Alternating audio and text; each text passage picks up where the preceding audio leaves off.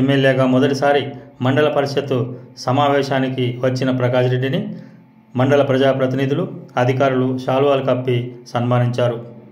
ఈ సందర్భంగా ఆయన మాట్లాడుతూ 3 నెలలకు ఒకసారి నిర్వహించే మండల సర్వసభ్య సమావేశాలు ప్రజా సమస్యల పరిష్కార వేదికలుగా నిలవాలని, రాజకీయాలు ఎన్నికల వరకే పరిమితం చేసి ప్రజాప్రతినిధులు, అధికారులు బాధ్యతాయుతంగా మసులుకొని ప్రజల అభిమానం చూరగొనాలని అన్నారు. వచ్చే వేసవి కాలాన్ని దృష్టిలో పెట్టుకొని గ్రామాల్లో ప్రజలకు తాగునీటి సమస్యను ఎదురుకాకుండా ముందస్తుగా చర్యలు చేపట్టాలని, అందుకు అవసరమైన నిధులను తాను SDF ద్వారా ఇచ్చేందుకు వస్తానని, అందుకు అంచనాలు వేసి తనకు ఇవ్వాలని ఎమ్మెల్యే అధికారులను ఆదేశించారు.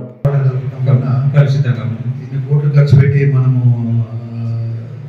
సర్ఫేస్ వాటర్ ఇచ్చే దాని ఫలితం లేకుండా పోతుంది.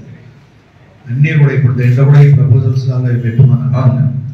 అది నుంచి రా వాటర్ డైరెక్ట్ పంపింగ్, సర్టెన్ టైంలో మీరు డైరెక్ట్ పంపింగ్ చేయాలి. ఓకే, ఎమర్జెన్సీ వాటర్ కూడా పెట్టుకుంటే అవసరం ఉన్నప్పుడు ట్యాంక్ ఎక్కివచ్చు. కానీ బట్ 99% వాటర్ ట్యాంక్ ఎక్కియకుండా డైరెక్ట్ పంపింగ్ చేయాలి. ఇస్తే మంచిగా వాళ్ళు వాడుకుంటారు.